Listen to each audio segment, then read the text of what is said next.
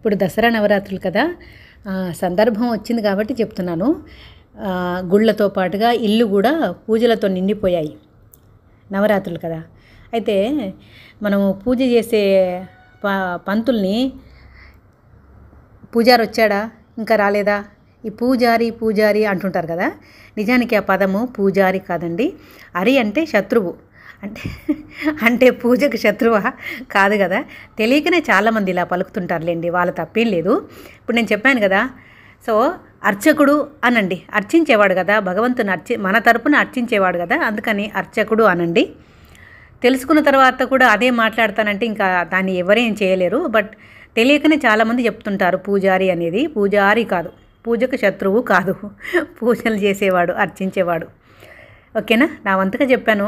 ఆచరిస్తారా లేదన్నది మీ ఇష్టం అన్నమాట. పూజారి అనకూడదు, అర్చకుడు అనాలి.